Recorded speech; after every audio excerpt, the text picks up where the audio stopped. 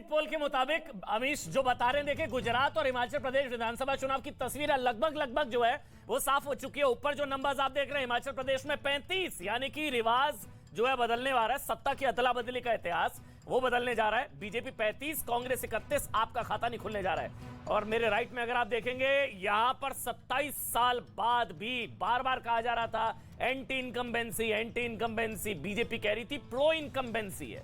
मतलब सोचिए 7वीं बार, ये बंगाल में ऐसा हुआ एक बार जब लेफ्ट ने अपनी सरकार 7वीं बार बनाई थी। ये रिकॉर्ड होगा अगर ये एग्जिट पोल एग्जैक्ट पोल में कन्वर्ट होता है। इस चीज को बहुत ध्यान से समझिएगा। ये बंगाल में अब तक हुआ है जब लेफ्ट की जो सरकार है वो 7 बार आई है, 7 टाइम्स। अगर 7वीं बार बीजेपी गुजरात में सरकार बना लेती है तो वो रिकॉर्ड की बराबरी होगी। 7वीं बार सबसे ज्यादा समय तक लेफ्ट रहा बंगाल में, 34 साल का शासन, 27 साल हो चुके हैं। 7th टाइम सरकार बनने जा रही है। अभी तक का आंकड़े 131 पर बीजेपी। अभी ये एग्जिट पोल के हिसाब से 131 पर बीजेपी, कांग्रेस 77 से 38। बीजेपी ने यहां पर जो है 99 से ये 130 के ऊपर जाती नजर आ रही है। आम आदमी पार्टी 10 और अन्य के खाते में 3, और ऊपर हिमाचल प्रदेश की जो फाइट है वो 35, 31, आप 0, और मतलब आपका खाता भी नहीं खुल रहा है हिमाचल प्रदेश के अंदर। अब लगभग तस्वीर साफ हो चुकी है। इसका मतलब क्या है ये मैं आपको जल्दी से एक बार बता देता हूं, अलग अलग चैनल्स पर जो आप देख रहे हैं। देखिए, गुजरात में 27 साल बाद भी बीजेपी की सरकार बनने जा रही है। मतलब ब्रांड मोदी बरकरार है। नंबर 1, ब्रांड मोदी बरकरार। नंबर 2, गुजरात में बीजेपी को हराना अब लगभग नामुमकिन सा हो गया भाई, लगभग नामुमकिन हो गया। 7वीं बार 27 साल बाद भी अगर बीजेपी सरकार बना लेती है तो, अगर ये एग्जिट एग्जैक्ट में कन्वर्ट होते हैं तो गुजरात में बीजेपी को हराना लगभग नामुमकिन। नंबर 3, गुजरात और हिमाचल दोनों राज्यों में बीजेपी की नीतियों पर मोहर लगती दिखाई दे रही है। मतलब विकास पर मोहर हिमाचल में भी और गुजरात में भी बीजेपी की नीतियों पर मोहर, विकास पर चुनाव हुआ और विकास पर मोहर लगती हुई नजर आ रही है। नंबर 3। नंबर 4 सबसे इंपॉर्टेंट है ये कि आम आदमी पार्टी की मुफ्त राजनीति फेल। अगर एग्जिट एग्जैक्ट कन्वर्ट होते हैं तो ये जो मुफ्त वाली राजनीति है ये इसकी हार है, मुफ्त में हारेगी आप। अगर ये एग्जिट एग्जैक्ट में कन्वर्ट होते हैं तो बार बार कहा जा रहा था कि, और चौथी और पांचवी सबसे बड़ी चीज, रेवड़ी कल्चर के खिलाफ जनादेश होगा। ये रेवड़ी कल्चर, प्रधानमंत्री ने बार बार कहा गुजरात में ये नहीं चलेगा, और रेवड़ी कल्चर है देश की अर्थव्यवस्था के लिए ठीक नहीं है। अगर ये एग्जिट एग्जैक्ट में कन्वर्ट होते हैं तो इसको समझ लीजिए रेवड़ी कल्चर के खिलाफ ये जनादेश होगा, ये क्लियर अगर ये कन्वर्ट होता है। छठा सबसे इंपॉर्टेंट पॉइंट, भारत जोड़ो का कोई असर नहीं। सबसे इंपॉर्टेंट ये भी है कि भारत जोड़ो यात्रा का संभवतः कोई असर, अगर ये जो इस वक्त स्क्रीन आप देख रहे हैं, अगर यही एग्जिट से एग्जैक्ट में कन्वर्ट होते हैं तो भारत जोड़ो यात्रा का असर नहीं, क्योंकि वहां तो हिमाचल में आ सकती थी सरकार, वो नहीं आती नजर आ रही है। और गुजरात में भी नुकसान हो रहा है, यहां पर 77 से 38। कॉमन सिविल कोड को जना दे, यूसीसी यूनिफॉर्म सिविल कोड की बार बार बात की जा रही थी। अगर ये एग्जैक्ट एग्जिट ही एग्जैक्ट में कन्वर्ट होता है तो फिर यूनिफॉर्म सिविल कोड पर यह जनादेश होगा, यूसीसी। और गुजरात में विपक्ष के मुद्दे बेअसर माने जाएंगे। और सबसे इंपॉर्टेंट, हिमाचल में दूसरी बार बीजेपी की सरकार, यानी कि सत्ता की अदला बदली का जो इतिहास रहा है वो बदलेगा। देखिए हिमाचल में अब तक क्या होता रहा है, ये रिवाज रहा है सत्ता की बदली, कभी BJP Congress, BJP Congress, BJP Congress. अब ये रिवाज उत्तराखंड में टूटा जब पुष्कर सिंह धामी दोबारा सीएम बनकर आए। ये रिवाज, अगर ये जो नंबर्स हैं ऊपर अगर ये कन्वर्ट हो जाते हैं तो ये एक बहुत बड़ा सेटबैक होगा ऑपोजिशन के लिए, क्योंकि हिमाचल से उम्मीद है। हालांकि कुछ एग्जिट पोल दिखा रहे हैं कि बहुत नेक एंड नेक फाइट है हिमाचल में। समझिए, कुछ एग्जिट पोल दिखा रहे हैं कि बहुत नेक एंड नेक फाइट है हिमाचल में। ऐसा नहीं है कि ये वॉकओवर एक तरीके से, कुछ जगहों पर दिखाया जा रहा है। और हिमाचल में मतलब ये समझिए कि गुजरात हिमाचल को आप पर भरोसा नहीं है। ये रेवड़ी कल्चर की हार होगी, ये मुफ्त वाली राजनीति की हार होगी अगर ये कन्वर्ट होता है। और सबसे बड़ी चीज, भारत जोड़ो यात्रा का कोई असर नहीं। तो अभी के हिसाब से 8:02 हो गए। एक बार जल्दी से मैं आपको आंकड़े बता देता हूं। लेकिन 68 सीटें हिमाचल में, यहां पर सत्ता की अदला बदली का जो इतिहास रहा है, जो रिवाज रहा है, वो उत्तराखंड के बाद क्या रिवाज हिमाचल में भी टूटेगा। बीजेपी 35, कांग्रेस 31, ये एग्जिट पोल है। और वहीं गुजरात की अगर बात करें तो भाई गुजरात में 132 बीजेपी, 36 कांग्रेस, आम आदमी पार्टी 11, और अन्य के खाते में 3 सीटें जाती नजर आ रही हैं। एक बड़ा पैनल है मेरे साथ शहजाद पूनावाला जो है भारतीय जनता पार्टी के राष्ट्रीय प्रवक्ता, वो प्रियंका कक्कड़, इसके अलावा कुछ एक्सपर्ट्स हैं। संजय जी है मेरे साथ, संजय कुमार सीएसडीएस से, और अशोक वानखेड़े सीनियर जर्नलिस्ट वरिष्ठ पत्रकार, वो भी मेरे साथ जुड़ चुके हैं। ब्रिजेश कुमार सिंह मेरे सहयोगी मेरे साथ यहां पर है। लेकिन सबसे पहले संजय जी आपका एक कमेंट, ये जो ओवरऑल तस्वीर अभी फिलहाल बनती नजर आ रही है, यही प्रिडिक्शन पोलस्टर का भी माना जा रहा था चुनावों के दौरान भी, या कुछ अलग है, कुछ अनप्रिडिक्टेबल है? संजय जी देखिए अमन, अगर गुजरात की बात करें तो मुझे लगता है एक तरफा है और इस पे कोई दो मत नहीं था शुरू से। अगर आप चाहे आप पोलस्टर से बात करें, जर्नलिस्ट से बात करें, लोकल दिल्ली के जर्नलिस्ट, सभी का यही अनुमान था कि बीजेपी चुनावी बढ़त बनाई हुई है गुजरात में, जो सारे पोल्स आज दिखा रहे हैं। लेकिन अभी भी मुझे लगता है कांटा फंसा हुआ है हिमाचल के बारे में। हिमाचल में पोल्स के अलग अलग एक तरह से असेसमेंट है। कुछ पोल्स तो बिल्कुल अलग नतीजे बता रहे हैं, कुछ कह रहे हैं कि बीजेपी आगे है और कुछ कह रहे हैं कांग्रेस आगे। एक आध पोल्स ऐसे भी हैं जो कहते हैं बिल्कुल कांटे का मुकाबला है और यह कह पाना मुश्किल है कि बीजेपी आगे है या कांग्रेस आगे है। तो मुझे लगता है कि आश्चर्य गुजरात के बारे में नहीं है, आश्चर्य दिल्ली में जो एमसीडी के चुनाव हुए उसके बारे में नहीं है, लेकिन हिमाचल में जो कुछ हो रहा है मुझे लगता है आज भी उसके बारे में कोई पक्का दावा नहीं कर सकता। मतलब अशोक वानखेड़े जी, दिल्ली एक तरफा, गुजरात एक तरफा, हिमाचल फंस रहा है थोड़ा सा। अशोक वानखेड़े, हिमाचल बहुत बुरी तरह से फंस रहा है, अच्छी तरह से फंस रहा है। फंस इसलिए रहा है कि हिमाचल एक छोटा हाउस है और कॉन्स्टिट्यूंसी 80-80 हजार की कॉन्स्टिट्यूंसी है। गुजरात की बात करें तो गुजरात में 80 हजार का लीड होता है कई जगह पे, यहाँ 80 हजार की कॉन्स्टिट्यूंसी है। तो ऐसी जहाँ छोटी कॉन्स्टिट्यूंसी होती है वहाँ आखिर तक पलटा बदलते रहता है। इसलिए मैं बोलता हूँ कि कांटे की टक्कर होना ये अपने आप में बीजेपी के लिए क्रेडिटेबल है, क्योंकि वहाँ एक तरफा होता था, एक बार ये चुनाव जीतते थे, एक बार ये चुनाव जीतते थे। यदि बीजेपी ने कांटे की टक्कर में स्थिति लाई है, इसका मतलब कांग्रेस ठीक से चुनाव नहीं लड़ पाई। दूसरी बात, गुजरात में मुझे अभी भी लगता है, मेरा अभी भी मानना है, गुजरात में कांग्रेस की जो 36 अभी इस दिख रहा है पूरा अपने एक कंबाइन पोल में, ये 36 से ये गुजरात में मरी हुई हालत में भी 50 तक कांग्रेस पहुंचेगी, ऐसा मुझे लगता है। बीजेपी सरकार बनाएगी, ये पहले दिन से सबका परसेप्शन यही था कि बीजेपी सरकार बनाएगी, इसमें कोई डाउट नहीं था। सवाल ये था बीजेपी क्या उस सोलंकी जी का रिकॉर्ड तोड़ेगी 149, क्या स्वयं अपने मोदी जी का रिकॉर्ड टूटेगा 129 वाला, या फिर बीजेपी 120, 105, 100 तक आएगी या 100 के नीचे आएगी। ये आम आदमी पार्टी एक जो यूफोरिया किया था, आम आदमी पार्टी को अभी भी मुझे लगता है कि थोड़ी ज्यादा सीटें दिख रही है, जो मेरा पर्सनल आकलन है। लेकिन कांग्रेस थोड़ी ज्यादा आपके हिसाब से? कांग्रेस अभी भी मुझे लगता है कि मरी हुई हालत में भी 45 से 50 तक कांग्रेस आनी चाहिए। ब्रिजेश जी, यही प्रेडिक्शन आपका भी या कुछ अलग, कुछ सरप्राइज फैक्टर आप लेकर आए? मतलब गुजरात में जो तस्वीर है, देखिए एक चीज बहुत साफ है कि गुजरात में ऑब्वियसली बीजेपी की सरकार बन रही है, किसी के मन में कोई शक नहीं है। लेकिन कांग्रेस का जो परफॉर्मेंस था 2017 में, जिसमें कि 77 सीटें जीती थी, वहां से काफी नीचे जा रही है और वो 50 या उसके नीचे रह सकती है। और अगर आप देखें तो पिछले दो चुनाव अगर आप देख लें 2017 और 2012 का, उसके मुकाबले भी ये बुरा प्रदर्शन हो सकता है। और बीजेपी के लिए आप देखिए 6 चुनाव लगातार जीतने के बाद से 7वां चुनाव अगर वो इस तरीके से कंफर्टेबली जीतते हैं तो निश्चित तौर पर और आप देखिए 27 साल से लगातार चुनाव जीत रहे हैं, और ये अगर जीत गए तो आप सोचिए 32 साल जो है सीधे सीधे एक राज्य में बैठेंगे। मिस्टर शहजाद पूनावाला, भारतीय जनता पार्टी के राष्ट्रीय प्रवक्ता। शहजाद, स्वागत है आपका। एमसीडी तो जा रहा है, देखिए दिल्ली और गुजरात जो है लगभग मतलब एक तरफा हो रहा है। देखिए मुझे लगता है कि ये एग्जिट पोल है, एग्जैक्ट पोल नहीं है। तो मैं एग्जैक्ट पोल के लिए के बारे में भी ये कहेंगे?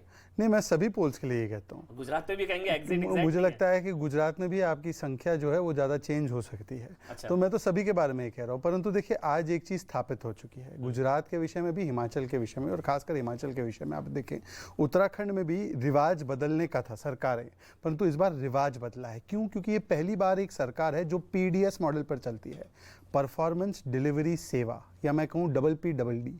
डबल P मतलब pro incumbency and performance, development and delivery. ये केवल प्रधानमंत्री नरेंद्र मोदी जी के 2014 के बाद आने के बाद एक पॉलिटिक्स ऑफ प्रो इनकम्बेंसी। इससे पहले हमने एंटी इनकम्बेंसी बहुत सुनी थी, आपने सुना होगा सरकारें बदलती है, 5 वर्ष में लोग थक जाते हैं, चेंज कर देते हैं। यहाँ पर अभी कुछ विश्लेषक बैठे हुए हैं, वो कहते हैं 100 आएगी कि 125 आएगी, 125 नहीं 150 आएगी। मतलब कि एक्सपेक्टेशन उतना इसलिए है क्योंकि डिलीवरी उतनी है। और दूसरी तरफ वहां पे भी P और V है, वहां पर भी P और V है। वहां का P और V जो है वो है परिवारवाद और विभाजनकारी नीति।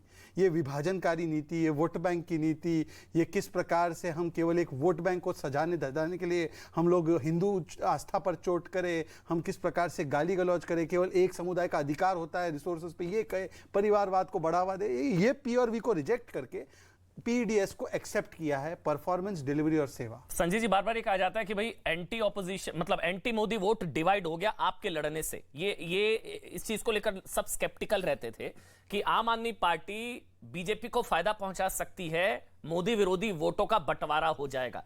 अभी जो एग्जिट पोल है, क्या ये थ्योरी और मजबूत होती है आपको नजर आती है? इसमें कोई दम नहीं है। बिल्कुल साफ दिखाई पड़ता है। आप देखें कि जो भी आंकलन है आम आदमी पार्टी के वोट के बारे में, तकरीबन कोई 8 से 10%, 12% वोट होंगे और कांग्रेस का वोट नीचे गिरता हुआ दिख रहा है। बीजेपी के वोटों को अगर आप देखें तो तकरीबन आंकलन वही है, कोई 46, कोई 47, कोई 49-50 तक की बात हो रही है। कम से कम ये तो हम मान सकते हैं कि 46 से 49 के बीच में कहीं वोट है। बीजेपी को हमेशा इतना वोट मिलता रहा है, तो बड़ा तस्वीर बड़ी साफ है अमन। बीजेपी का वोट नीचे गिर नहीं रहा है और एंटी बीजेपी वोट जो है वो कांग्रेस और आम आदमी पार्टी के बीच बंट रहा है। जो आकलन है कि बीजेपी एक बड़ी जीत हासिल कर सकती है, हो सकता है 130, 35, 140, ये आकलन इस वजह से नहीं है कि लोग बड़े खुश हैं बीजेपी के काम से। अगर आप काम को देखें, बेरोजगारी पे लोग चिंता जताते हैं। अगर आप महंगाई की बात करें, 90% लोग कहते हैं महंगाई बढ़ी है। अगर आप भ्रष्टाचार की बात करें, उसके बारे में भी सरकार की कोई साफ सुथरी छवि नहीं है। लेकिन बीजेपी के वोट सीट बढ़ने के कारण, मैं ये नहीं कह रहा कि जीत नहीं रही, जीत तो ऐसी भी रही थी, लेकिन ये जो एंटी बीजेपी वोट का जो बंटवारा हो रहा है, इस वजह से बीजेपी को और माइलेज मिल रहा है। कम से कम एग्जिट पोल के नतीजे यही इसी ओर इशारा कर रहे हैं। लेकिन ये भी तो है ना अशोक वानखेड़े जी। हाँ, एक मिनट, शहजाद मिर्जा, प्रियंका कक्कड़ आम आदमी पार्टी से जुड़ गई, आप जवाब दे दीजिए। चलिए शहजाद बोल लीजिए। देखिए, मतलब गुजरात की जनता के विवेक को केवल गणित के खेल पर सीमित करना, मुझे लगता है कुछ लोगों की आदत बन चुकी है। ये केवल 6 असेंबली चुनाव की बात नहीं है। यहाँ पे बैठे हैं ब्रजेश जी, उन्हें पूछिए उनसे, 99 से लेकर अभी तक के लोकसभा चुनाव और लोकल चुनाव भी हम जीते, सब गणित के माध्यम से। केवल गणित नहीं, ये केमिस्ट्री है। और जो गुजरात के विकास के मॉडल को नहीं समझ पाए, वो गुजरात की केमिस्ट्री को समझ ही नहीं पाती है। इसलिए गुजरात को अपमानित करने के लिए हर चीज को गणित, अरे भाई लोकल पोल में कौन सा गणित आ गया था। और देखिए, ज्यादा ये बैनर बेस्ड पार्टियां जो है, बैनर बेस्ड पार्टी, इन लोगों के बैनर देखकर हम लोग प्रभावित हो जाते हैं। इनको नोटा से भी अधिक वोट नहीं मिलेंगे। गुजरात की जनता बहुत समझदार है। मैंने बार बार आपके शो पे कहा है, कपिल मिश्रा ने भी एक बार कहा है, गंजे से बाल उगाने का तेल नहीं खरीदते गुजरात की जनता। इनका नोटा क्रॉस नहीं होगा। प्रियंका जी, नोटा भी क्रॉस नहीं होगा? प्रियंका शहजाद जी से पूछ लीजिए। अमन जी नमस्ते सभी को। शहजाद जी से पूछ लीजिए, उनका बहिष्कार जब खत्म हुआ तो उसके बाद वो गुजरात कब गए, कितनी बार गए, कौन से एरिया में गए, जहाँ की ये बात बता रहे हैं। बहिष्कार तो दंगाइयों का करना है। आपने एक पूरे समाज को दंगाई क्यों बता दिया? प्रियंका जी, पूरा समाज दंगाई नहीं होता। परवेश वर्मा जी ने तो बहिष्कार दंगाइयों का करने के लिए कहा था, परंतु प्रियंका की नजरों में एक पूरा समुदाय दंगाई है। ये तो समुदाय आपका बहिष्कार कर देगा, आपका वोट बैंक है जी। चल एक एक करके बोलिए आप। प्रियंका जी आप बोलिए, आप बोलिए प्रियंका जी। हाँ बोलिए नहीं, हाँ कोई नहीं, एक एक करके अपनी टर्न पर बोलिए आप प्रियंका। मुझे तो आंकड़ा देखकर बड़ी खुशी हो रही है। अरे शहजाद जी कोई बात नहीं, गुजरात हो जाते तो आपको पता चल जाता कि वहां पर महंगाई बहुत बड़ा मुद्दा है इस बार, अनएम्प्लॉयमेंट बहुत बड़ा मुद्दा है इस बार। वहां पर आपको पता है, अब ये तो आंकड़े खैर ऑनलाइन भी मिलते हैं, शायद आपने देख लिया होगा कि गुजरात में दिल्ली से डबल इन्फ्लेशन है। जितनी दिल्ली में उसके 2 गुना इन्फ्लेशन है वहां पर। फिर अगर आप गुजरात जाते तो आपको पता चलता कि इंटरनल विद्रोह कितना है इस बार गुजरात में बीजेपी में। 19 तो उनके रेबल्स को कल चेतावनी दी है सीआर पाटिल जी ने कि अगर आप लड़े, जीत भी गए तो हम वापस नहीं लेंगे। यानी कि उनको आशंका है कि बीजेपी के ही रेबल्स उनको हरा देंगे, पहली चीज। दूसरा इस बार इनका इंटरनल विद्रोह इतना ज्यादा था। देखिए, इनके पास तो पाटीदार समाज एक बहुत बड़ा फैक्टर रहता है, कोई चेहरा भी नहीं था। सारे लोग तो हमारे पास थे। एक इनको हार्दिक पटेल जी मिले जो सुबह शाम प्रधानमंत्री जी को गाली निकालते थे, उनको लेना पड़ा। उस वजह से जो पार्टियों के बैनर के अलावा वर्कर हो उनको बुलाया करें शो में। बैनर बेस्ड नहीं, वर्कर बेस्ड पार्टी जरा बुलाया करें। गुजरात में हमारे मुख्यमंत्री और 8 लाख रुपए के साथ पकड़े गए। प्रियंका जी, आपकी उस वजह से अब तो वोट पड़ गया। बहुत ज्यादा था। प्रियंका जी, अब तो वोट पड़ गया ना, अब तो हम उसकी बात कर सकते हैं कि एग्जिट पोल की बात कर सकते हैं। इतनी महंगाई, इतनी बेरोजगारी, इतना रेबल फैक्टर, इतना बुरा हाल, फिर भी 135 के पार। और आप लोग 9, शायद 8, 9, 10, 11 और मार्जिन ऑफ एरर अगर मैं समझ लूं 2-3% तो 12-13 या 7-8। फिर ये क्यों है? गुजरात की जनता बार बार 27 साल 7वीं बार चुनकर भेज रही है। 135 के पार लगभग जाती नजर आ रही है। एग्जिट हो सकता है 127-25 हो या 140 हो। फिर ये क्यों चुन रही है बार बार जनता इनको, गुजरात की खासकर? अमन जी, एक रीजन होता है कि बहुत चर्चा चलती है कि exit poll should make an exit.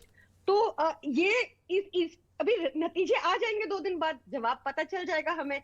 वहां पर जनता त्रस्त है। 1.2 करोड़ लोग ऐसे हैं जिनका बिजली का बिल 300 यूनिट से नीचे, Priyanka ji, I agree, 300 unit से नीचे आता है। आप मुझे प्रियंका जी एक चीज अच्छा, ये एग्जिट पोल में कितना, आप ही बोलिए प्रियंका जी, कितना मार्जिन ऑफ एरर आप मानकर चल रही हैं? 2%, 3%, 4%, 5%? अमन जी, कितना मार्जिन ऑफ एरर? कैसे मानूं? आप बता दीजिए मुझे, हमें दिल्ली में कौन से एग्जिट पोल ने दे दिया था इतना बहुमत? आप बता दीजिए कौन से एग्जिट पोल ने हमें पंजाब में इतना बहुमत दे दिया था, तो आगे उस पर बात कर लेंगे फिर। अच्छा, तो आपके हिसाब से आप सरकार बना रही हैं? सुनिए अमन जी, सुनिए, क्या आप सरकार बना रही हैं? लोग तो ऐसे हैं क्या जिनका बिजली का बिल 300 यूनिट से नीचे आता है और वो बहुत ज्यादा प्रभावित है महंगाई से। अमन जी, जब हम 1,000 रुपया हर महिला को देंगे तो कम से कम जो सिलेंडर आज 1100 प्लस हो चुका है, जिस पर सरकार के पास जवाब नहीं है, कम से कम वो सिलेंडर तो भरवा पाएंगी, अपना खाना तो बना पाएंगी, ये भी होगा ना। तो मतलब आप सरकार बना रही हैं, आप ये दावा कर रही हैं आम आदमी पार्टी सरकार बना रही है? अमन जी, मैं आपको ये बता दूं कि वी हैव तो नथिंग टू लूज। जो मतलब आप भी नहीं कह पा रही हैं कि आप सरकार बना रही है ना? हम बिल्कुल सरकार बनाएंगे। आप देखिए 2 दिन बाद आप सरकार बना रहे हैं। सरकार बना रहे हैं। आपके क्या नंबर्स हैं? आपका भी इंटरनल सर्वे होगा कुछ, अगर आप अपने नंबर्स शेयर कर पाए कि 100-125 पार आप जा रही हैं आम आदमी पार्टी? क्योंकि अभी जो नहीं मैम, नहीं हूँ, अभी बनी भी नहीं, बनने की चेष्टा भी नहीं रखती। नहीं क्यों? आपकी तो नहीं कि मैं कमेंट कर पाऊंगी। कहां प्रियंका जी, आईबी की रिपोर्ट आती तो है, आईबी की रिपोर्ट, पर्सनल रिपोर्ट, कुछ ऐसा कुछ अगर आप बता पाए, कुछ नंबर्स अगर आप दे पाए कि इतने अमन जी। मैं सेफोलॉजिस्ट नहीं हूं, ठीक है, तो मैं आपको ये बता रही हूं कि सरकार बना रहे हैं हम। शहजाद आप बोलिए। शहजाद, देखिए, हाँ, फिर मैं ब्रिजेश जी आ रहा हूं। इनको हमारी पार्टी के इंटरनल विद्रोह के बारे में पता है, तिहाड़ जेल में क्या हो रहा था वो नहीं पता था, और अनएम्प्लॉयमेंट की बात की। दीदी आप प्रियंका जी, वो आपके बीच में नहीं बोले। दीदी आपको भड़कना नहीं, बोले थे। हाँ, मैंने उनको शांत करा दिया, चलिए आप बोल करा दिया था, टोका था, एक आप बोल लीजिए, फिर मैं आपके बीच में वो बोलेंगे अच्छा नहीं लगेगा। अब इन्होंने अनएम्प्लॉयमेंट, हाँ मैंने टोक दिया, मैंने टोका, बिल्कुल टोका, आपने देखा होगा, मैंने टोका, उनको चुप कराया मैंने। एक एक करके बोलिए शहजाद। चलिए, अब अनएम्प्लॉयमेंट की इन्होंने बात की, गुजरात में 1.5% है, दिल्ली का आंकड़ा सीएमआई डेटा के हिसाब से बता दीजिएगा दीदी। और दूसरी बात मैं आपसे पूछना, भैया गुजरात कब गए थे? मैं गुजरात से, मेरा परिवार है, મને ગુજરાતી આવડે છે, હું ગુજરાતી છું, મારી માં ગુજરાતી છે, તને ખબર નથી? बोल सिर्फ बोलने के लिए मत बोलो, मेरी कम्युनिटी गुजरात से है। अरे बाबा, अब छोड़ दीजिए, अब रहने दीजिए, अब मैं बोल दूं। तू प्रत्येकच भाषा बोलतो। अरे मी मराठी पण बोलतो, माझा जन्म मराठी महाराष्ट्रात झालं, माझी आईचा जन्म जे गुजरात झालं, काय आता तुम्ही मला असं सांगतोय?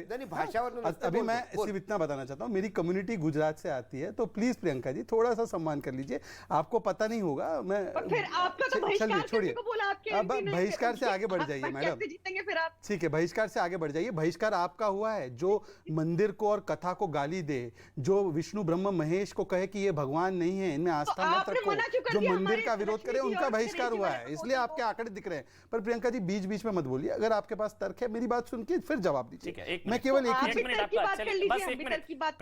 प्रियंका, वो आपके बीच में नहीं बोले, आपने 4 बार टोक दिया। क्या बात कर रहे हैं अमन जी, इतनी बीच में बोले? अरे प्रियंका जी, आपके बात चुप करा दिया ना मैंने, उनको करा दिया ना, वो नहीं बोलेंगे आपके। मैं इनसे एक ही सवाल, एक एक करके बोलिए। मैं इनसे एक ही सवाल पूछना चाहता हूं, प्लीज। मैं इनसे एक ही सवाल पूछना चाहता हूं। हाँ। इन्होंने कहा कि नंबर्स के लिए जाना है सबीना के पास। 10 सेकंड। इन्होंने कहा कि महंगाई बहुत है, 1100 का सिलेंडर है, हम गुजरात में आएंगे महंगाई कम कर देंगे। तो भाई गुजरात में आने से पहले दिल्ली में वो सिलेंडर 500 का कर दो ना। दिल्ली में कितने का मिल रहा है सिलेंडर? अमन जी, दिल्ली में कितने का मिल रहा है सिलेंडर? अब मैं चाहता हूं पहले आप दिल्ली में कितने का बेचोगे सिलेंडर वो बता दो दीदी। दिल्ली का सिलेंडर कितने में बेचोगे जरा बताओ पहले। और आपकी जानकारी के लिए जनवरी 2014 में 1240 का था, आज 1100 का है। टैक्स पेयर को 1100 देना पड़ता है, पहले 1240। अब तो वोट पड़ गया, ये सारी चीजें जनता ने सुन ली, वोट डाल दिया। अभी गुजरात के जो ताजा आंकड़े हैं, जो महा एग्जिट पोल, अब ये एग्जिट एग्जैक्ट होंगे नहीं होंगे ये तो 8 तारीख को पता लगेगा, लेकिन महा एग्जिट पोल की 8:16 की क्या है अभी की तस्वीर, मेरी सहयोगी बता रही है आपको।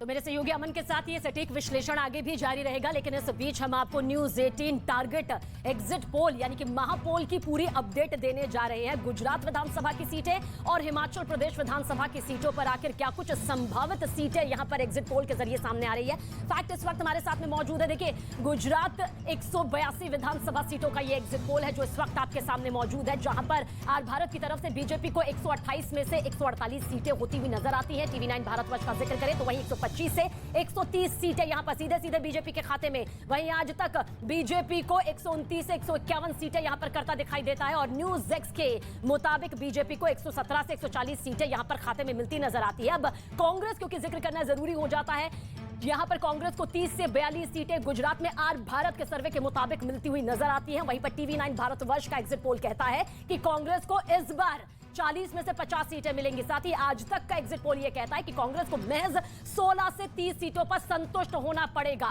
न्यूज एक्स का जिक्र करें तो यह कांग्रेस को 34 में से 51 सीटें यहां पर देती हुई नजर आती है। आम आदमी पार्टी का जिक्र इसलिए जरूरी हो जाता है क्योंकि इस बार त्रिकोणीय मुकाबला कहा जा रहा है। और भारत के मुताबिक जो एग्जिट पोल यहां पर सामने आया है, 2 से 10 सीटें यानी खाता पूरी तरह से खुल चुका है आम आदमी पार्टी का, वो मिलती नजर आती है। आम आदमी पार्टी को 3 से 5 सीटें टीवी 9 भारतवर्ष के एग्जिट पोल ने दी है। आम आदमी पार्टी को 9 से 21 सीटों पर काबिज किया है आज तक के एग्जिट पोल ने। साथ ही आम आदमी पार्टी के खाते में आई है 6 से 13 सीटें न्यूज एक्स के मुताबिक। अब अन्य के खाते में 3 सीटें, आज भारत के मुताबिक टीवी 9 भारत के मुताबिक 3 से 7 सीटें, यानी इसी बीच में अन्य यहां पर सिमटती नजर आती है। ये गुजरात का 182 सीट का पूरा एग्जिट पोल है। और ये पूरा देखिए जो ओवरऑल आंकड़ा जो टारगेट महापोल के जरिए सामने आ रहा है, यानी कि अब तक का बीजेपी 135, कांग्रेस 35, आम आदमी पार्टी 9 और अन्य 3, ये ओवरऑल पूरा जो सर्वे आया है उसके हिसाब से ये गुजरात की सियासत का पूरा समीकरण दिखाई देता है। और देखिए पिछली बार गुजरात में कांग्रेस ने अच्छा किया था संजय जी, कांग्रेस ने अच्छा किया था पिछली बार जब 2 दशकों में पहली बार बीजेपी दहाई में पहुंची थी। 127, 117, 115, फिर उसके बाद जो है 99, लगातार 4 चुनावों से गिर रही थी बीजेपी। और कांग्रेस ने रूरल बेल्ट में भी अच्छा किया था। इस बार क्या हो गया, मतलब आम आदमी पार्टी ने इतना ज्यादा डेंट कर दिया क्या संजय जी? बिल्कुल, अगर आप देखें अमन, वोट शेयर जो है एग्जिट पोल के अनुमान के हिसाब से तो तकरीबन कांग्रेस को कितना वोट मिल रहा है, तकरीबन 30 के आसपास है। 1-2% ऊपर 1-2% नीचे हो सकता है। और ये जो कांग्रेस को पिछली बार 41% वोट मिले थे। मोटी सी बात क्या है, बीजेपी अपनी बीजेपी का जनाधार बरकरार है। पिछली बार उनके पास 48% वोट थे। और अगर आप पिछले 4-5 चुनावों को भी देख लें, विधानसभा चुनाव को, बीजेपी के पास हमेशा 48 से लेकर के 50% वोट मिलता रहा है। बीजेपी अपना वोट बचाए हुए है, बीजेपी का जनाधार खिसक नहीं रहा है। कांग्रेस का जनाधार जो तकरीबन 40% के आसपास होता था, वो गिर के 38-39, वो गिर करके तकरीबन 30 के आसपास आ रहा है। और जो कांग्रेस की जो गिरावट है उसका फायदा आम आदमी पार्टी को जा रहा है। तो बिल्कुल तो साफ दिखाई पड़ रहा है कि कांग्रेस को नुकसान हो रहा है। की मदद करी, वोट डिवाइड हुआ, ये कंक्लूजन है। अब ये मदद की है तो मैं नहीं कह रहा, लेकिन वोट के डिवाइड हुआ डिवीजन अपोजिशन का, वोट के डिवीजन का फायदा बीजेपी को मिल रहा है। अशोक जी, वोट का डिवीजन नहीं, बिल्कुल सही बात है। और दूसरी बात ये कहना बहुत ही मुझे अजीब लगा कि आप यदि हम कहें कि वहां महंगाई इशू था तो ये कहना कि नहीं उनका अपमान हो जाएगा उन वोटर्स का, सवाल वो नहीं उठता। जब आप आंकड़े देखोगे और परसेंटेज देखोगे और जब पूरे मैं तो बैठना चाहूंगा, मेरे बहुत अच्छे मित्र हैं, एक सीट पे बात करेंगे कि आम आदमी पार्टी को वोट कितने मिले, कांग्रेस को पिछली बार वोट कितना मिला और बीजेपी का कितना वोट से जीत के आया। यदि यूपी का हम विश्लेषण ऐसा करने जाए सीट वाइज तो पता पड़ता है कि बीएसपी और ओएसी ने कितनी सीटें कांग्रेस अपोजिशन की हरवाई है। तो अपोजिशन का वोट डिवाइड होने से बीजेपी को फायदा होता है, ये आज वाली बात नहीं है और कोई रिकॉर्ड, कोई बड़ा साइंस नहीं है, ये सिंपल मैथमेटिक्स है। और उसी मैथमेटिक्स के हिसाब से जैसे आम आदमी पार्टी गई तो ये बार बार आशंका, कई लोग सेफोलॉजिस्ट भी कह रहे थे कि आम आदमी सबसे पहले किसका वोट काटती है। आम आदमी सबसे पहले जो वोट कटता है वो कांग्रेस का कटता है। दिल्ली में कटा, पंजाब में कटा, जहां जहां आम आदमी पार्टी ने थोड़ी बहुत अपनी वजूद दिखाई है वो कांग्रेस का वोट काट के दिखाई है।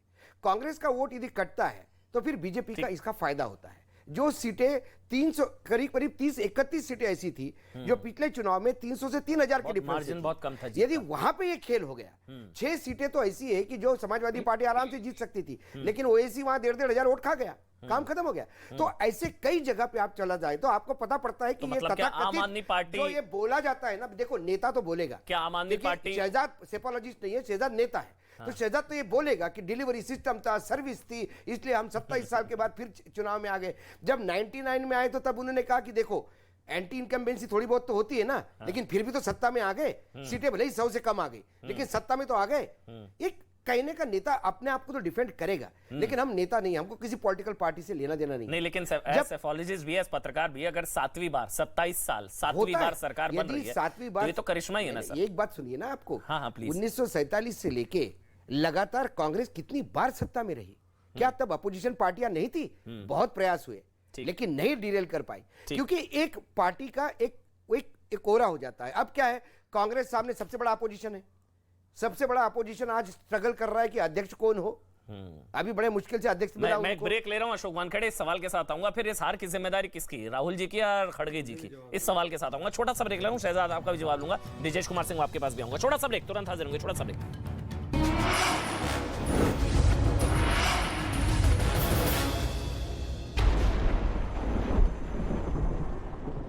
हार्दिक पटेल ने पत्नी के साथ डाला वोट, वोटिंग से पहले घर में की पूजा। हार्दिक पटेल ने जनता से की मतदान करने की अपील। 6 विधानसभा सीट और यूपी की मैनपुरी लोकसभा सीट पर उपचुनाव आज। बिहार, राजस्थान, छत्तीसगढ़ और ओडिशा की एक तो यूपी की रामपुर और खतौली सीट पर डाली जा रही है वोट। गुजरात के बनासकांठा में कांग्रेस प्रत्याशी पर जानलेवा हमला। दांता से कांग्रेस प्रत्याशी कांति भाई ने बीजेपी पर करीब 2.5 घंटे तक अगवा करने का आरोप लगाया। बीजेपी के राष्ट्रीय अध्यक्ष जेपी नड्डा ने महाराष्ट्र के मुख्यमंत्री एकनाथ शिंदे से मुलाकात की। कई मुद्दों पर हुई बातचीत। उत्तर प्रदेश विधानसभा का शीतकालीन सत्र आज से शुरू। सदन में पहले दिन पूर्व मुख्यमंत्री मुलायम सिंह यादव को दी गई श्रद्धांजलि।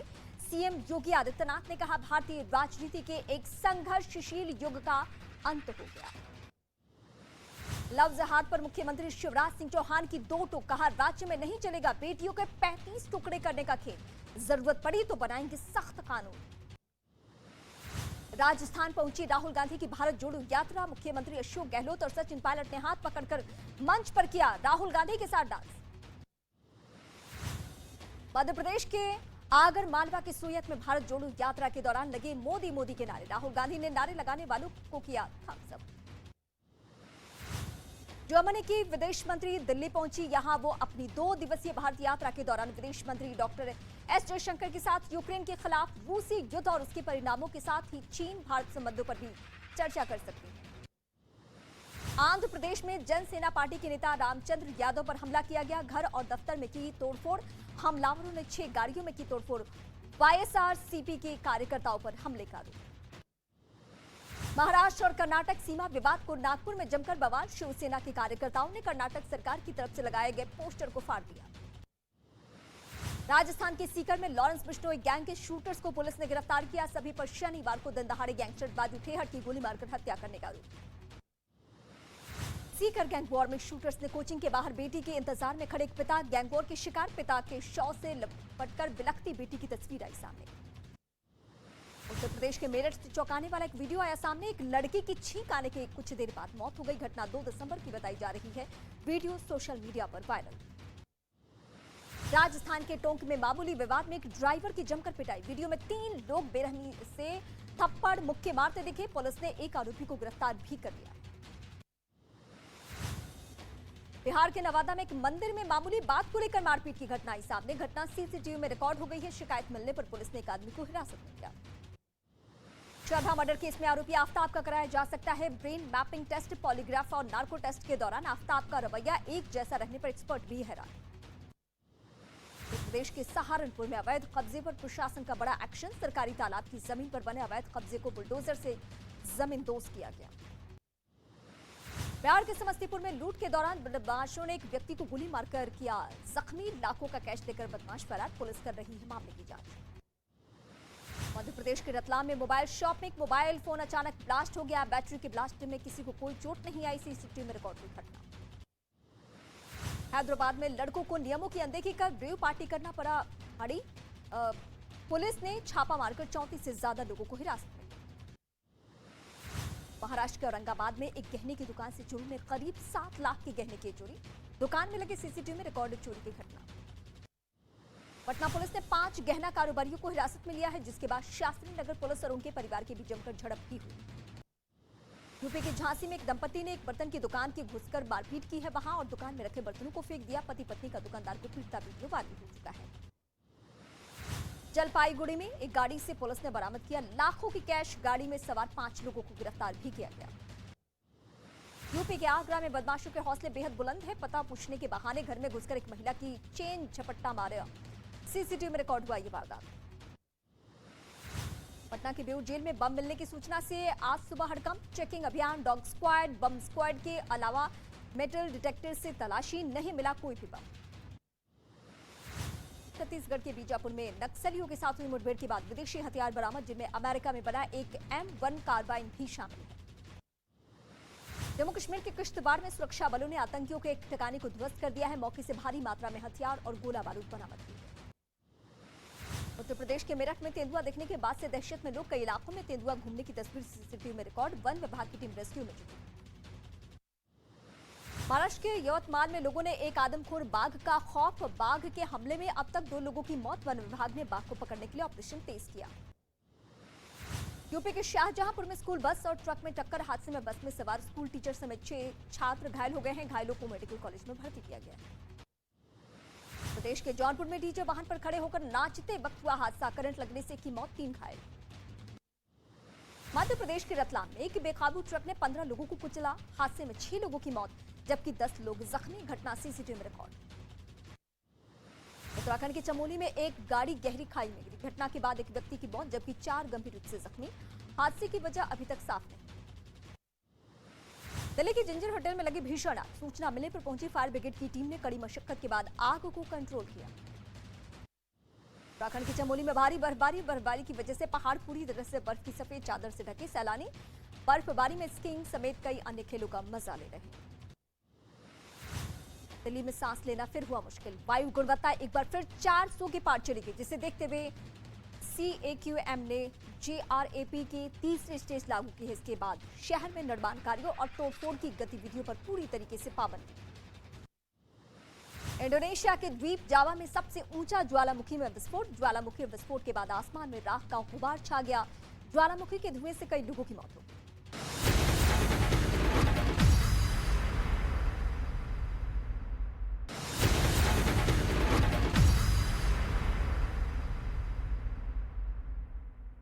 नमस्कार, मैं रीमा प्रसाद। इस वक्त आप देख रहे हैं देश का number 1 news channel news 18 India. देश दुनिया की तमाम खबरें अब दिखाते हैं आपको फटाफट अंदाज में, धमाकेदार 50 के जरिए। दिल्ली में बीजेपी के राष्ट्रीय पदाधिकारियों की बड़ी बैठक। पार्टी अध्यक्ष JP नड्डा पहुंचे। थोड़ी देर में PM मोदी 2 दिवसीय बैठक का करेंगे उद्घाटन। भारत में G20 सम्मेलन की मेजबानी के मद्देनजर आज शाम होनी है सभी दलों की बैठक। PM मोदी सभी दलों के नेताओं के साथ राष्ट्रपति भवन के कन्वेंशन सेंटर में करेंगे तैयारियों पर चर्चा। फ्रांस के राष्ट्रपति ने भारत की G20 अध्यक्षता पर भरोसा जताया। मैक्रों ने कहा कि PM मोदी शांतिपूर्ण और स्थायी। तो अभी के हिसाब से तस्वीर लगभग साफ हो चुकी है। जो इस वक्त एग्जिट पोल के हिसाब से हम आपको बता रहे हैं, महा एग्जिट पोल के हिसाब से देखिए भारतीय जनता पार्टी गुजरात में एक बार फिर से सरकार बनाती हुई नजर आ रही है। एग्जिट पोल के हिसाब से 135, पिछली बार 99 थी, ये 99 से 135 पहुंच रही है भारतीय जनता पार्टी। 36 सीटें ज्यादा, और ये तब जब 27 साल से बीजेपी की सरकार वहां पर है। 99 से 135। कांग्रेस पार्टी 77 से 36। पिछली बार 2017 में 77 सीट थी, 77, उससे घटकर 36। अभी 2-4-5 सीटें ऊपर नीचे हो सकता है, मार्जिन ऑफ एरर आप कह सकते हैं, लेकिन ये एग्जिट पोल है। ये एग्जिट पोल है, एग्जैक्ट होगा नहीं होगा अभी 8 तारीख को पता लगेगा, लेकिन अभी के हिसाब से ये तस्वीर है। आम आदमी पार्टी 9 सीटों पर जीतती नजर आ रही है एग्जिट पोल के हिसाब से। देखिए गुजरात तो मतलब एक तरफा मुकाबला गुजरात में अब नजर आ रहा है, गुजरात वन साइडेड है। लेकिन हिमाचल में पेंच फंस रहा है। ये जो ऊपर आप फिगर्स देख रहे हैं, ये जो 35 बीजेपी, कांग्रेस 31, अब होता हिमाचल में यह है कि सत्ता की अदला बदली का इतिहास रहा है। जैसे उत्तराखंड में पहाड़ी राज्य में पहले कांग्रेस, फिर बीजेपी, फिर कांग्रेस, फिर बीजेपी। अब धामी साहब ने वहां रिपीट मार दिया, वो उन्होंने इतिहास बदल दिया। क्या जयराम ठाकुर साहब भी ऐसे इतिहास बदल देंगे? रिवाज बदलेगा? नहीं बदलेगा, क्योंकि अभी बीजेपी है। अब दोबारा अगर बीजेपी आ जाती है तो फिर ये ऐतिहासिक होगा। इसलिए अभी हिमाचल का फंसा हुआ है मामला। कुछ एग्जिट पोल जो है वो बता रहे हैं कि बहुत नेक एंड नेक फाइट है, बहुत कांटे की टक्कर है हिमाचल में, कुछ भी हो सकता है। गुजरात क्लियर है। 2 बड़ी बातें, गुजरात क्लियर हो गया कि भारतीय जनता पार्टी सरकार बन रही है। अब 150 का टारगेट था, 135 के आसपास, 2/3 का मतलब बात की जा रही थी बीजेपी की तरफ से। लेकिन अभी के हिसाब से बीजेपी 35, कांग्रेस 31, आम आदमी पार्टी 0। आम आदमी पार्टी से प्रियंका जी है और शहजाद पूनावाला मेरे साथ भारतीय जनता पार्टी के राष्ट्रीय प्रवक्ता, ब्रिजेश कुमार सिंह मेरे सहयोगी, इसके अलावा संजय जी हैं CSDS से, और अशोक वानखेड़े हैं। लेकिन ब्रिजेश जी पहले आप, फिर शहजाद आप बोलिएगा। ब्रिजेश जी, जो अभी संजय जी ने बताया, जो अशोक जी ने बताया कि ये आम आदमी पार्टी ने ऑपोजिशन का वोट डिवाइड किया, बीजेपी को फायदा हुआ, ये थ्योरी कितनी मजबूत?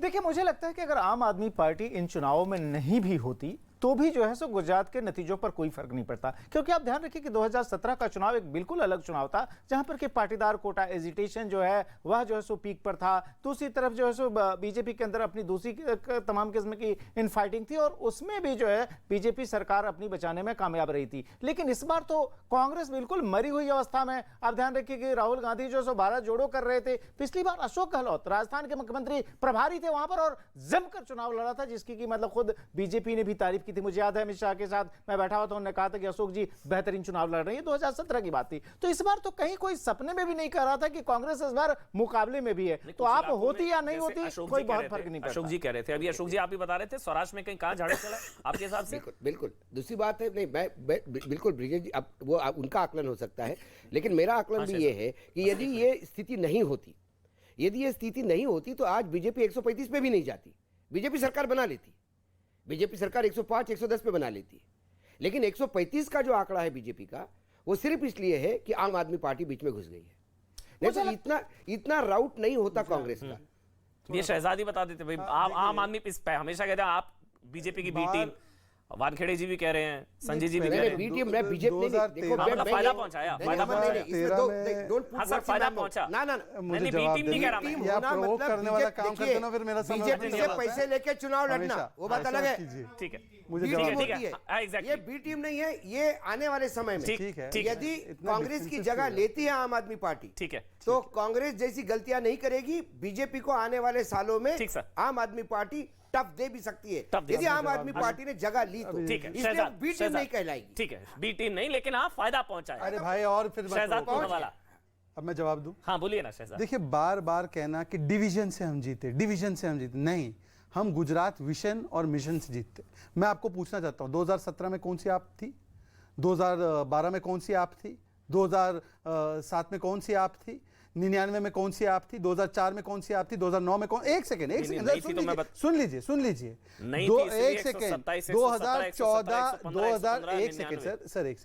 2014 के लोकसभा इलेक्शन में कौन सी आम आदमी पार्टी थी कि हमको 26 मिला और कांग्रेस को 0 मिला। लोकल पोल हुए उसके बाद वो कौन सी आप थी। ये आपको आप ज्यादा इतना मत चढ़ाइए। मैं आपको बोल रहा हूं बैनर के अलावा ये पार्टी कहीं नहीं है। मैं आपको कह रहा हूं, मैं गुजराती समाज को जानता हूं, नोटा से ज्यादा वोट नहीं मिलेंगे और एक आध सीट में उनको थोड़ा बहुत वोट मिल जाएगा तो वोट परसेंटेज ऊपर दिखेगा। एक सीट के अलावा 2 सीट कोई गुजरात के लोग सीरियसली नहीं लेते। हमारी जो जीत है वो क्योंकि गुजरात के लोगों को एक विश्वसनीय विकास का मॉडल मिला है नरेंद्र मोदी जी और हमारी गुजरात बीजेपी के अंदर, इसीलिए इस वोट को, मिशन और विजन वाले वोट को डिवीजन डिवीजन डिवीजन करके इसको कम मत कीजिए। ठीक है, ये केमिस्ट्री वाला है, ये गणित वाला पेपर नहीं है। This is not arithmetic, it's chemistry. ठीक है, अब बोलिए अशोक वानखेड़े। आचार्य प्रमोद कृष्ण कांग्रेस के सीनियर लीडर जुड़ गए हैं। आ रहा हूं आचार्य जी, पहले अशोक जी। सजाद को जवाब देता हूं। Please please Ashok. सजाद को जवाब मैं ये देता हूं कि नरेंद्र मोदी मुख्यमंत्री होते हुए भी सीटें क्यों घट रही थी, 2002 के बाद सीटें क्यों घट रही थी। सत्ता में आ रहे थे लेकिन सीटें क्यों घट रही थी, कहां गया था विजन। क्या गुजरात के लोग मूर्ख हैं? इसका मतलब उनको अक्ल नहीं थी कि वो नीचे सीटें कांग्रेस को यूं ही सीटें दे रहे थे, बिना वजह से दे रहे थे। जो कांग्रेस को वोट दे रहे थे वो गुजराती नहीं थे। और कल नोटा से ज्यादा यदि आम आदमी पार्टी को वोट मिले, डायलॉग बाजी देखो हम यहाँ देखिए मुझे लगता है ना, देखिए एक तो मैं पर्सनल नहीं हो रहा हूँ अशोक जी, एक सेकंड, मैं भी पर्सनल, ये पत्रकार बनना भी बंद कर देना चाहिए। पत्रकार बन के आए हैं तो पत्रकार ही बनना चाहिए। पत्रकार ये तरीका नहीं, मैं अपनी इंसल्ट करवाने नहीं आया। बिल्कुल नहीं, मेरा विश्लेषण डायलॉग बाजी, इनका विश्लेषण, संजय जी का विश्लेषण को कैसा कह दिया कि वो अपमान है। अमन जी, आपने संजय जी का अब ये किस वजह से हुई है, सीटें नहीं हुई हैं। आपने हमको प्रोटेक्ट कर लेना चाहिए था। ये तरीका एक कोई भी पार्टी का प्रोटेक्ट करेगा कि ये हमको हमारा अपमान हो गया जनादेश का। ये खामखा का अपने पे लोड ले रहे हैं। अपने पे लोड मैं अपना विश्लेषण कर रहा हूँ। आम आदमी पार्टी के इस प्रकार से आम आदमी पार्टी के कृत्य की आचार्य प्रमोद कृष्णम हो गया सर। एक मिनट आ रहा हूँ, नहीं मेरी बातों को मैं आ रहा हूँ। नहीं ऐसा नहीं है, एक-एक करके बोलेंगे। बात सुननी पड़ेगी। मुझे अपनी बात कोई पीले चावल। अच्छा शहजाद मुझे 30 सेकंड दे दीजिए, आप बोलेंगे। पीले हाँ, चावल you will के लिए respond. नहीं आया था। राइट टू रिस्पॉन्ड है, ये तरीका नहीं हाँ, है। बोलेंगे ना शहजाद, पीले 30 चावल सेकंड में आप नहीं बोलेंगे। आया था तो मुझे 30 बुलाया सेकंड में आप गया। बोलेंगे। देखिए, मुझे विश्लेषक किया, एक अमन सीनियर जी, जर्नलिस्ट प्लीज, करके बुलाया अमन जी, गया। क्या ठीक है। तरीका है मैं मेरा डिबेट का? विश्लेषण ये क्या रखता हूं। तरीका है? ये तो पत्रकार उस है। विश्लेषण को हाँ, सुन आप लीजिए। अपनी बात चलिए, रखिए। अरे शहजाद, मेरे विश्लेषण को गलत 30 क्यों कह सेकंड रहे हैं? शहजाद पूनावाला। आपके विश्लेषण को गलत कहने का मेरा अधिकार है, तो व्यक्तिगत कहां से हो बस गया? एग्जैक्टली, बात बस रखूं। एग्जैक्टली वही बात, सही कह रहे अमन जी, हैं। पर्सनल अमन कुछ जी, नहीं है एक भाई। एक करके आप लीजिए बात को। चलिए, शहजाद अमन जी, एक एक पूनावाला, करके बात शहजाद, करो। personal पहले कुछ तो नहीं है मैं भाई, किसी personal को, उनका अमन जी, analysis है ना। मैंने देखिए, अब मेरी बात को समझ दीजिए। मैंने किसी का नाम नहीं लिया, मैं अपनी बात रख रहा हूं। मैंने कतई नहीं कहा कि कोई गुजराती कांग्रेस को वोट देता है, गुजराती नहीं। मेरा विश्लेषण यह था कि गुजरात, आपकी वजह एक से सेकंड नहीं। प्लीज सर, गुजरात में बाइपोलर टेंडेंसी रही है, थर्ड पार्टी को कभी जगह नहीं मिली है वहां पर। ठीक है। क्योंकि गुजरात के लोग जानते हैं कि पॉलिटिक्स बीजेपी कांग्रेस के बीच में ही है। ठीक है। तो मैंने इसमें कांग्रेस ने को जो वोट किया गुजराती नहीं है, मैंने कब बोला नहीं, ये ऐसा बात? कुछ नहीं। जो आचार्य उनका प्रमोद, विश्लेषण, इनका आचार्य निष्कर्ष। आचार्य- हाँ, पर आम आदमी पार्टी के, इनको बुरा क्यों लग रहा है? आम आदमी पार्टी बैनर के अलावा कहीं नहीं है, ना उनका कार्डर है, ना वोटर है, ना तो प्रियंका विचारधारा जी जवाब है। दे देंगी इनको ना बैठाया, इनको प्रियंका जी एक जवाब सेकंड, देंगी ना। उनको पूछ लीजिए गुजरात में डिस्ट्रिक्ट कितने हैं? प्रियंका जी जवाब पूछ देंगी ना, लीजिए गुजरात छोड़िए में ना, डिस्ट्रिक्ट उधर नहीं कितने है। हैं? आचार्य प्रमोद कृष्णम, एग्जिट पोल के हिसाब मैं से पूछ रहे हैं आप? आचार्य प्रमोद कृष्णम 35-40, 77 से 35-40, क्या से क्या हो गया सर? भारत जोड़ो यात्रा का भी असर नहीं, और हिमाचल में उम्मीद है, बस वहां थोड़ा नेक एंड नेक चल रहा है। आचार्य जी, देखिए अमन चोपड़ा जी, पहली बात तो ये है कि आज एग्जिट पोल आया है, तो एग्जिट पोल के जो नतीजे हैं या एग्जिट पोल की जो आपकी ये रुझान कहो, सूचना कहो, अनुमान कहो, अगर ये सच होते हैं तो वाकई कांग्रेस पार्टी को गुजरात के नतीजों पर आत्मचिंतन की आवश्यकता है। लेकिन मैं ऐसा मानता हूं कि अभी 8 तारीख को अच्छे रिजल्ट आएंगे, क्योंकि गुजरात चुनाव के जो लड़ाने वाले नेता थे हमारे, गुजरात चुनाव के जो प्रभारी थे, वो सब ये बात कह रहे थे कि गुजरात में हम सरकार बनाएंगे। तो अगर गुजरात में ये नतीजे आते हैं जो आपका एग्जिट पोल दिखा रहा है, तो ये तो कांग्रेस पार्टी के लिए बहुत बड़ी चिंता का विषय भी है और बड़े चिंतन का विषय भी है, और उन सब नेताओं की जवाबदेही तय करने का समय भी आ गया है जो बार बार कांग्रेस नेतृत्व को गुमराह करते हैं। लेकिन अब सवाल है हिमाचल प्रदेश का।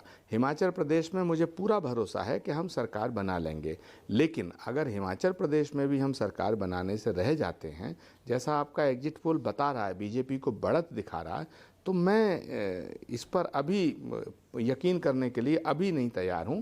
मैं इस हिमाचल पे 8 तारीख तक इंतज़ार करने के लिए तैयार हूं। अच्छा, अगर हिमाचल में जीत होती है तो फिर सहरा किसकी, जीत का सहरा किसके सर? मतलब किसकी वजह से? भारत जोड़ो, राहुल गांधी, प्रियंका जी? देखिए, अगर नहीं, भारत जोड़ो यात्रा का गुजरात के चुनाव से और हिमाचल के चुनाव से, भारत जोड़ो यात्रा को गुजरात और हिमाचल के चुनाव से जोड़ना उचित नहीं होगा, क्योंकि भारत जोड़ो यात्रा अगर गुजरात और हिमाचल के चुनाव को मद्देनजर रखते हुए शुरू होती तो उसके रूट में वो शामिल होते। भारत जोड़ो यात्रा एक अलग विषय को लेकर हुई है। ये अलग बात है कि भारत जोड़ो यात्रा, हिमाचल में तो कोई चेहरा भी नहीं था कांग्रेस का, तो जीत का क्रेडिट किसे, श्रेय किसे देंगे आप? राहुल जी, प्रियंका जी, किसे? हिमाचल प्रदेश में अगर कांग्रेस जीतती है तो निश्चित रूप से उसका श्रेय हिमाचल के उन नेताओं को जाएगा और प्रियंका गांधी को जाएगा और वहां के प्रभारी को जाएगा। और अगर गुजरात में हम नहीं जीतते हैं तो उसकी जिम्मेदारी भी वहां के नेताओं को दी जाएगी। राहुल गांधी तो कहीं गए ही नहीं है, एक बार शायद गुजरात गए, तो राहुल गांधी जी अपने एक पवित्र भाव को लेके, पवित्र उद्देश्य को लेके भारत जोड़ो यात्रा कर रहे हैं, तो उनको इस राजनीति में घसीटना मुझे नहीं लगता कि उचित। नहीं, मैंने तो पूछा नहीं था, ये तो आपने ऐड ऑन खुद ही कर दिया। मतलब हिमाचल में जीते तो प्रियंका जी और गुजरात में हारे तो राहुल जी नहीं, उनकी जिम्मेदारी नहीं है। खड़गे जी अध्यक्ष बनने के बाद पहला चुनाव खड़गे जी की एक सेकंड, हाँ बिल्कुल आप कह रहे हैं, हाँ मैं बता, खड़गे जी राष्ट्रीय अध्यक्ष बने हुए उन्हें कुछ टाइम बीता था, वो एक बार शायद गुजरात गए और एक बार हिमाचल गए। नेचुरली कलेक्टिवली रिस्पॉन्सिबिलिटी सबकी बनती है और श्रेय भी सबको जाता है। तो मैं तो कह रहा हूं कि हिमाचल में अगर जीतेंगे तो उसका श्रेय जो है वहाँ के प्रभारी को जाएगा, वहाँ के नेतृत्व को जाएगा, लोकल नेतृत्व को, और अगर गुजरात में भी हम जैसा भी करेंगे उसका भी श्रेय और उसकी जिम्मेदारी वहाँ के नेतृत्व को जाएगी। मैं तो बिल्कुल साफ साफ बात कह रहा हूँ। अब ये बात आपकी समझ में नहीं आ रही है तो इसमें मैं क्या करूँगा? नहीं सर, मैं समझ गया सर, मैं समझ गया। मतलब मेरे को तो ये था कि खड़गे जी को जाएगा जीत का श्रेय या राहुल जी को, या हार का ठीकरा किसके सर फूटेगा, राहुल जी के या खड़गे जी के? बस एक और सवाल फिर मैं आपका हमला राहुल जी और प्रियंका जी पे है। नहीं प्रियंका, मैं तो खड़गे जी पर, आप खड़गे जी पर अटैक चाह ही नहीं रहे हैं। मैं तो खड़गे जी की बात कर रहा था। अध्यक्ष बनने के बाद पहली बार चुनाव गुजरात में अगर हार होती है तो खड़गे जी की जिम्मेदारी होगी नहीं होगी? खड़गे जी के हाथ में खड़गे जी के पास कोई अलाउद्दीन का चिराग थोड़ा ही है कि वो बनते ही कांग्रेस को जीत दिला देंगे। वो कोशिश करेंगे। अभी तो कांग्रेस की वर्किंग कमेटी का चुनाव होगा, अभी ऑल इंडिया कांग्रेस कमेटी में परिवर्तन होगा, खड़गे जी को पूरी टीम उनकी मिलेगी, उसके बाद खड़गे जी को एक समय दिया जाएगा। खड़गे जी जब 2023 का चुनाव होगा तो उसकी जिम्मेदारी जरूर खड़गे जी को लेनी पड़ेगी। प्रियंका जी के पास जा रहा हूं, आम आदमी पार्टी से एक सवाल, लेकिन उससे पहले एक और सवाल आपसे आचार्य जी। आम आदमी पार्टी के चुनाव लड़ने से करिए क्या कांग्रेस को नुकसान हुआ? Division of votes? देखिए पूरे देश के अंदर बीजेपी एक ऐसी पार्टी है जिसने अपना एक वोट बैंक फिक्स कर लिया है। तो जो बीजेपी का विरोधी वोट है वही एक जगह बटे, 2 जगह बटे, 3 जगह बटे, 4 जगह बटे। रीजनल पार्टी जो हैं जहाँ जहाँ भी लड़ रही हैं उनको लड़ने का पूरा हक है। मैं ये बिल्कुल नहीं कहूँगा, क्योंकि हिमाचल प्रदेश में भी आम आदमी पार्टी लड़ी, उत्तर प्रदेश में भी लड़ी, गुजरात में भी लड़ी, लेकिन आम आदमी पार्टी हो या समाजवादी पार्टी हो, बहुजन समाज पार्टी हो या एनसीपी हो या लालू जी की पार्टी हो, जितनी रीजनल पार्टियां हैं कांग्रेस पार्टी ने सभी रीजनल पार्टियों को ताकत देने का काम किया है। लेकिन अफसोस की बात यह है कि रीजनल पार्टियां ये चाहती हैं कि बीजेपी रहे या ना रहे, कांग्रेस खत्म होनी चाहिए। तो ये अब कांग्रेस पार्टी को सोचना पड़ेगा और रीजनल पार्टियों को भी सोचना पड़ेगा कि अगर 2024 में अगर हमको चुनाव लड़ना है राष्ट्रीय परिप्रेक्ष्य में, राष्ट्रीय स्तर पर, तो बीजेपी से लड़ने के लिए क्या तैयारी की जाए, ये कांग्रेस को भी सोचना और रीजनल पार्टीज को भी सोचना है। प्रियंका जी। आचार्य सर की बात से डिसएग्री करती हूँ, मैं बहुत रिस्पेक्ट करती हूँ उनकी, पर क्यों डिसएग्री करती हूँ? क्योंकि इस बार कांग्रेस में इनके ही कैंडिडेट है ललित वसोया फॉर एग्जाम्पल, जो गली गली जाकर प्रचार किए कि कोई बात नहीं, अगर आपको कांग्रेस को वोट नहीं देना तो मत दो, पर आम आदमी पार्टी को मत देना और बीजेपी को दे दो। तो ये हालत थी वहां पर ग्राउंड पे। तो ये किया कांग्रेस ने। दूसरी चीज, शहजाद जी कह रहे थे इनका कोई बेस नहीं है। शहजाद जी गुजरात भी नहीं गए, ऑनलाइन रिसर्च भी ठीक से नहीं की। 16 लाख प्लस वोट आया हमारा सूरत असेंबली में जब सूरत के म्युनिसिपल इलेक्शन हुए थे, वो देखना चाहिए था इनको। इन्होंने कहा कि कभी भी त्रिकोणीय कॉन्टेस्ट नहीं हुआ, 1993 में हुआ था। भारतीय जनता पार्टी के सीनियर लीडर पूर्व केंद्रीय मंत्री रविशंकर प्रसाद जुड़ गए। मैं आ रहा हूं प्रियंका जी, एक मिनट आ रहा हूं मैं। रविशंकर प्रसाद इस वक्त लाइव है मेरे साथ। रविशंकर जी बहुत बहुत धन्यवाद, आपने समय निकाला न्यूज़ 18 इंडिया के लिए। अभी तक की एग्जिट पोल की जो तस्वीर बनते नजर आ रही है, गुजरात में 27 साल बाद भी 7वीं बार भी बीजेपी सरकार बनाती नजर आ रही है। हिमाचल में थोड़ा फंस रहा है लेकिन बीजेपी को एज है एग्जिट पोल के हिसाब से। आपका एनालिसिस सर, क्या वजह रही, किस वजह से? रविशंकर प्रसाद। देखिए, गुजरात के जो प्रोजेक्टेड एग्जिट पोल आप दिखा रहे हैं, जो रिजल्ट में भी दिखाई पड़ेगा, इसके महत्व को समझना चाहिए। भारत के लोकतांत्रिक इतिहास में एक बहुत बड़ी बात होने जा रही है कि 27 साल के बाद बीजेपी पुनः जीत रही है, बड़ी मैसिव मेजॉरिटी से जीत रही है। और अगर आप देखेंगे तो जो सीपीएम का बंगाल में शासन था उसकी बराबरी भी हो रही है। यस। तो ये जो बड़ी बात हुई है, इसके कुछ महत्वपूर्ण कारण हैं। पहला तो मोदी जी का नेतृत्व है, जो उन्होंने वहाँ सीएम के रूप में काम किया, जो प्रधानमंत्री के रूप में काम कर रहे हैं। दूसरा, जो विकास का काम गुजरात में दिखाई पड़ता है, चाहे वो साबरमती नदी का मामला हो, चाहे वो नर्मदा नदी का जल पहुँचना हो रेगिस्तानों में सौराष्ट्र में, चाहे टेक्नोलॉजी के क्षेत्र में, मैन्युफैक्चरिंग के क्षेत्र में हो, चाहे वो सोमनाथ की बात हो, चाहे वो अंबा देवी के विकास की बात हो, और गुजराती अस्मिता को मोदी जी ने और भाजपा ने बड़े प्रेम से आगे बढ़ाया है। तो इसका रिजल्ट आपके सामने है। अब बाकी कांग्रेस पार्टी और आम आदमी पार्टी के बीच की क्या है वो आप समझिए, उनके लोगों से पूछिए। लेकिन हमने हमेशा कहा था कि गुजरात एक बहुत ही ऐतिहासिक रिजल्ट देगा। मैं था वहाँ लंबे समय तक प्रचार में, तो यही स्थिति है। और मैं ऐसा मानता हूँ, इस बात को सबसे इम्पोर्टेंट समझिए कि जो एंटी इनकम्बेंसी की एक पारंपरिक परिभाषा रही है वो अब समाप्त हो रहा है। जनता आपको आशीर्वाद देती है, अच्छा काम करो फिर जिताएंगे, अच्छा काम नहीं करोगे नमस्ते करेंगे। और उसको मैंने देखा कि जब मोदी जी अहमदाबाद शहर में यात्रा पर थे 50 किलोमीटर की 15-16 कॉन्स्टिट्यूंसीज में, तो लगभग 10 लाख लोग शहर के निकल करके उनका स्वागत कर रहे थे। और एक भी बाहर का व्यक्ति नहीं था उस दिन, एक भी नहीं था। हम देखते हैं लोगों को राजनीतिक कार्यकर्ता के रूप में। तो ये सारी बातें हैं। हम हिमाचल प्रदेश भी जीतेंगे, हमें पूरा विश्वास है, रिवाज बदलेगा। मैं उसको इस रूप में देखता हूँ। रविशंकर जी, आपको लगता है कि मुफ्त पॉलिटिक्स, मतलब एग्जिट पोल से पहले इस चीज को लेकर बहुत कहा गया, जो रेवड़ी पॉलिटिक्स है, रेवड़ी कल्चर, ये जो मुफ्त वाली चीज, ये संभवतः चल जाएगी गुजरात में। ये जो एग्जिट पोल है, ये रेवड़ी कल्चर के खिलाफ भी एक तरीके का रेफरेंडम माना जाना चाहिए या माना जाएगा? देखिए, मैं एक बात अवश्य कहना चाहूंगा कि आज भारत का लोकतंत्र जब 75 ईयर प्लस हो गया, हमें गर्व है उस पर, तो लोक कल्याणकारी कार्यक्रम चलने चाहिए। लेकिन रेवड़ी कल्चर की समस्या होती है कि आप कई बार जनता को एक प्रकार से उसकी आदत करा करके उनके अंदर की क्षमता को ही परेशान करते हैं। तुम्हें फ्री बिजली देंगे, तुम्हें फ्री बस चलने देंगे, तुम्हें सब फ्री करेंगे। आज तक मैं पूरे मॉडल में आम आदमी पार्टी के कम देख पाता हूं कि हमारे विकास के ये मुद्दे रहेंगे। अब बाकी अब चुनाव खत्म हो गया है तो मेरा स्वभाव नहीं, मैं अनावश्यक आलोचना करता हूं। रिजल्ट के बाद कभी आपसे चर्चा होगी मैं बात करूंगा। और दूसरी बात यह है कि आपको अपनी पार्टी को अगर विस्तारित करना है तो Aman ji, politics is serious business ना। गोवा का चुनाव हुआ, पहुंच गए, हार गए, बाहर आ गए। उत्तराखंड का चुनाव हुआ, मुख्यमंत्री लेकर के गए, घोषणा किया, हार गए, बाहर आ गए। हिमाचल में हारेंगे तो फिर बाहर चले आएंगे। क्या करेंगे गुजरात में पता नहीं है, भविष्य बताएगा। पंजाब की सरकार कैसे चल रही है, अलगाववाद के मामले को लेकर, लॉ एंड ऑर्डर को लेकर कभी चर्चा करेंगे आपसे।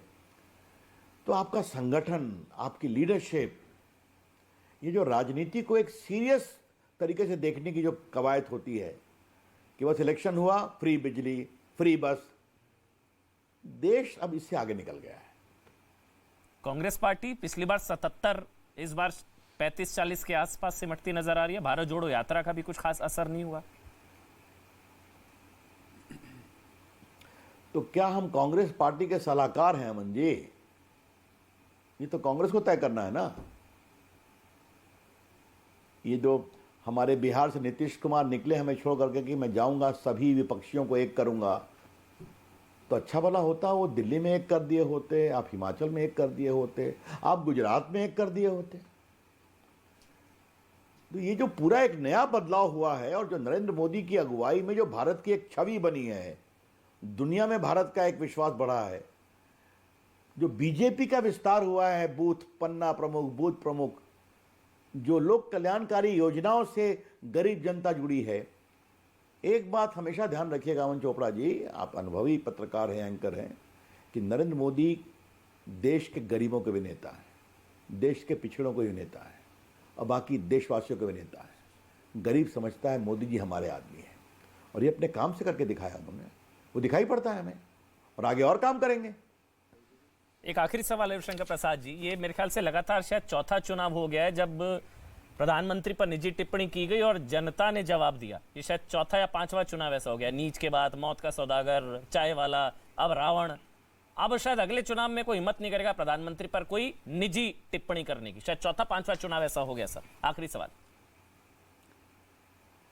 मुझे लगता नहीं है अच्छा आगे फिर निजी टिप्पणियां होंगी, क्योंकि निजी टिप्पणियों करने का सिलसिला ऊपर से शुरू होता है, तो अपना नंबर ठीक करने के लिए लोग ऐसा करते हैं। अब मुझे ये बताइए कि मौत का सौदागर किसने कहा, जहर की खेती किसने कहा, वो उनके नेताओं ने क्या क्या पूरी गाली आपके यहाँ एक बटन दबाएंगे तो सब आपको मिल जाएगा यूट्यूब पर। फिर भी आप नहीं समझते हैं, तो इसके पीछे एक सोच है। तू है कौन, हु आर यू, कहाँ से आ गया? आज तक मोदी जी को सोनिया जी ने कभी औपचारिक रूप से बधाई दी है क्या?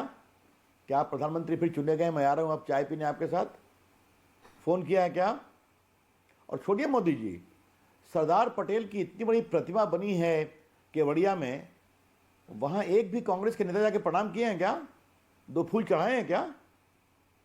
पूरी दुनिया के लोग दर्शन करने आ रहे हैं। मोदी जी तो छोड़िए, सरदार पटेल कांग्रेस के नेता, देश को बनाने वाले, जिनका सम्मान, क्या सुभाष चंद्र बोस की दिल्ली में प्रतिमा लगी है, वहां पर सोनिया गांधी, राहुल गांधी गए हैं क्या इंडिया गेट के पीछे में? क्या आज हम जाके सुभाष चंद्र बोस को प्रणाम करेंगे? ये है बड़े सवाल। इस बात को समझिए आप, भारत को देखने, समझने और चलाने का ठेका हमारे ही पास है। आप कौन हैं? जब तक ये सोच बदलेगी नहीं तब तक गालियां चलती रहेंगी चुनाव में और ये हारते रहेंगे। आप ठीक कह रहे हैं, वहां तो नंबर बढ़ जाएंगे जहां बढ़ाने, यहाँ नंबर घट रहे हैं सर। कहां 77 से 33 पहुंच गए। बहुत बहुत धन्यवाद सर आपका, बहुत बहुत धन्यवाद, आपने समय निकाला। रविशंकर प्रसाद, अच्छा, बहुत बहुत धन्यवाद सर। नमस्ते। डिबेट को आगे बढ़ाएंगे। प्रियंका कक्कड़ आप अपनी बात पूरी करिए। आचार्य प्रमोद कृष्ण, ब्रिजेश कुमार सिंह, शहजाद पूनावाला और अशोक वानखेड़े हैं। बोलिए प्रियंका, आप अपनी बात को कंप्लीट करिए जो आचार्य जी को आप कह रहे हैं। जी नई बातें आ गई अब, क्योंकि लॉ एंड ऑर्डर पे बात निकल रही थी, सर कर रहे थे, तो लॉ एंड ऑर्डर पे तो फिर सबसे वर्स्ट यूपी आता है, उस पे बात करनी पड़ेगी, क्योंकि उन्होंने पंजाब का कहा, फिर उन्होंने कहा कि देश इतना आगे बढ़ गया तो नाइजीरिया में हमने वर्ल्ड पॉवर्टी को कैसे पीछे छोड़ दिया, हमने रिप्लेस कर दिया नाइजीरिया को। बहुत सारी बातें हो जाएंगी फिर तो। और आपने एक चीज देखी बड़ी इंटरेस्टिंग अमन जी, कि 2 स्टेट कांग्रेस के पास है, 2 स्टेट हमारे पास है, पर जानबूझ के सारा नैरेटिव ऐसे बिल्ड किया जाता है कि सिर्फ कॉन्टेस्ट बीजेपी और कांग्रेस से है, क्योंकि असली कंटेंडर हम ही हैं, हम ही आगे लेके जाएंगे इस देश को, हम ही हैं जो लोगों की, आप उसको फ्रीबीज बुलाते हैं अमन जी, पर देखिए फ्रीबीज होती है जो आप टॉप 1% को 10 लाख करोड़ माफ कर देते हैं। इस पे नहीं जाएंगे वेव ऑफ राइट ऑफ पे, मेरे को पता आपका मन करेगा, पर फिर डिबेट लंबी हो जाएगी। और देखिए आप कि हम क्या करते हैं, हम जनता के पैसे लेकर जनता को सुविधा वापस करते हैं, जनता का स्टैंडर्ड ऑफ लिविंग बढ़ाते हैं, और सारे विकसित देश ये करते हैं। जो हमारा फ्री बस ट्रैवल का है वो वॉशिंगटन में 2023 में शुरू होने की बात हो रही है। प्रियंका जी आपकी बात सही है, वो आप उसको जो है फ्रीबीज कहती हैं, प्रधानमंत्री उसको फ्री रेमेडी तो कहते उन्होंने 1 पे 1 भी फ्री दिया है, शराब भी फ्री दे रहे लेकिन थे। अरे वन खरीदो वन शहजादी फ्री, ये भी बहुत फ्री मॉडल चला है गुजरात में तो रिजेक्ट इसीलिए रिजेक्ट हो गया। गुजरात रिजेक्ट करके नकली शराब मैं एक मिनट छोड़िए ना, मैं आपसे बात कर रहा हूँ, मैं आपसे बात कर रहा हूँ। प्रियंका लेकिन शराब माफिया के बारे में बोला प्रियंका जी क्यों भड़कती है भाई? शराब माफिया के बारे में बोला प्रियंका जी, आपका रिएक्शन जरा समझ में नहीं आया। बोलना चाहिए नेशनल टीवी पे, क्या नहीं, हुआ? तिहाड़ में मालिश भी फ्री मिली, तिहाड़ में मालिश भी फ्री मिली चाइल्ड रेपिस्ट के द्वारा। सॉरी बोलिए आप मनीष सिसोदिया जी के लिए, जो best education minister of the country है, उनको आप बार बार बोलिए उनके लिए सॉरी। निकले अक्यूज नंबर 1 वो, मैं वो पूछ रहा हूँ, नाम नहीं आया किंगपिन का। प्रियंका जी जनता क्यों सॉरी बोल रही है, मुझे इस पे ज्यादा इंटरेस्ट है। आम आदमी पार्टी हिमाचल में तो 0 है शायद जो दिख रहा है नंबर, लेकिन गुजरात में भी जिस तरह का आप लोग एक्सपेक्ट कर रहे हैं वो रेवड़ी या जो फ्रीबीज, चलिए फ्रीबीज कर लीजिए, ये अगर वहां आप हारते हैं और उस तरह के एक्सपेक्टेड नंबर्स नहीं आते तो क्या, मेरा सवाल है, क्या वो फ्रीबीज पर आप रेफरेंडम मानेंगी उसको? अगर गुजरात में आम आदमी पार्टी बहुत अच्छा करती है तो मैं मानूंगा हाँ कि फ्रीबीज पर रेफरेंडम है, फ्रीबीज होनी चाहिए। अगर गुजरात में यही रिजल्ट रहता है प्रियंका जी 9, 10, 11, 12, तो क्या आप इसको फ्रीबीज पर रेफरेंडम मानेंगी, हाँ या ना प्रियंका जी? अमन जी अगर एमसीडी में हम क्लीन स्वीप करते हैं और भाजपा को हरा देते हैं तो आप इसको रेफरेंडम मानेंगे लोगों का कि हम करप्ट नहीं है? आप मानेंगे हाँ या ना? नहीं तो करप्शन का तो रेफरेंडम गुजरात के चुनावों में आप मानेंगी क्या हिमाचल में आप मानेंगी? ये यहाँ पर बैठ के भाई मैंने आपसे पूछा ना, इतना चिल्लाए मनीष जी अक्यूज नंबर 1 और मोरबी वाले के भागने पर कुछ नहीं, साइलेंस, तो उस पे रेफरेंडम मानेंगे आप? अच्छा मेरे सवाल का जवाब दे दीजिए ना, क्या गुजरात चुनाव के नतीजों को फ्रीबीज पर रेफरेंडम आप मानेंगी, हाँ या ना? पर आप मेरे को जवाब दीजिए, अगर हम जीत गए, एमसीडी में, मेरा भी राइट है आपसे सवाल पूछने का। बिल्कुल प्रियंका जी, लेकिन बतौर पॉलिटिकल पार्टी आप जवाब देंगी ना, मैं थोड़ी ना चुनाव लड़ रहा हूँ, मैंने थोड़ी ना वादे किए हैं, मैंने थोड़ी ना वादे किए हैं। नहीं मेरा सवाल है, ओपिनियन नहीं है, मेरा सवाल है, ओपिनियन है ना, मेरा सवाल है। एक मिनट प्रियंका जी, मेरा सवाल है, फ्रीबीज पर गुजरात के रिजल्ट को फ्रीबीज पर रेफरेंडम मानेंगी आप, हाँ या ना? ये मेरा सवाल है, इसमें ओपिनियन कहाँ है? क्योंकि ये आपका बनाया हुआ सवाल है, इसलिए मैं तो सवाल तो क्लीन मानेंगे हमें, आप एमसीडी में हमें क्लीन मानेंगे, शहजाद एमसीडी करप्शन पर रेफरेंडम मानेंगे, एमसीडी चुनाव? एक सेकंड में ये सवाल है, इसको अलग तरीके से डील करता हूं। अगर ये कह रही हैं कि ये सारी रेफरेंडम है उनके किए गए वादे पर और एमसीडी इसीलिए तथाकथित रूप से जीत रहे हैं, तो मैं तो कह रहा हूं जो गुजरात की महिलाओं को वादा किया वो दिल्ली की महिलाओं को दे दे। क्या अलाउंस और जो वादा किया है वो दिल्ली की महिलाओं को दे दे। एमसीडी का रिजल्ट करप्शन पर देंगे क्या? रेफरेंडम है? अनएम्प्लॉयमेंट भत्ता ना पंजाब में दिया वादा करने के बाद और दिल्ली के लोगों को क्यों नहीं देते? नहीं हो गया, नहीं आपका सवाल पहुंच गया, क्या एमसीडी के रिजल्ट करप्शन पर रेफरेंडम होंगे, हाँ या ना शहजाद? ये सवाल था। इसका तो रेफरेंडम कोर्ट करती है, 5 महीने से जेल को से बाहर नहीं निकले। अशोक जी आपका 30 सेकंड आखिरी कमेंट, आपका 30 सेकंड आखिरी कमेंट। अशोक वानखेड़े जी, कमेंट मेरा यही है, ये पॉलिटिकल पार्टीज लड़ती रहेगी ना, वो पंजाब में जो रहा दिल्ली में देंगे ना, फ्री की स्कूटी जो गुजरात में अभी प्रॉमिस की गई है वो मेरे महाराष्ट्र में मिलेगी, नहीं मिलेगी। वो उसी राज्य के लिए रहती है सीमित। जहाँ चुनाव वो होने चुनाव वाले के टाइम पे घोषणा पत्र को कोई लीगल स्टैंडिंग नहीं है, उसका कोई औकात नहीं रहती है। घोषणा पत्र करे जाओ, लोगों को मूर्ख बनाते जाओ, चुनाव में जीतते जाओ, ये एक सिस्टम चल रहा है। इसलिए आप इसका इसको रेफरेंडम नहीं मान सकते। जो चुनाव में है, जो मैंने पहले भी कहा, नरेंद्र मोदी चुनाव जीत रहे थे गुजरात में, शुक्रिया, गुजरात में ही वो जीतेंगे। ठीक और सर। गुजरात के बाद हिमाचल में क्या होता है, ठीक सर। एमसीडी में क्या होता है, इसकी भी सौ बात स्टडी करनी चाहिए। 100 बात की एक बात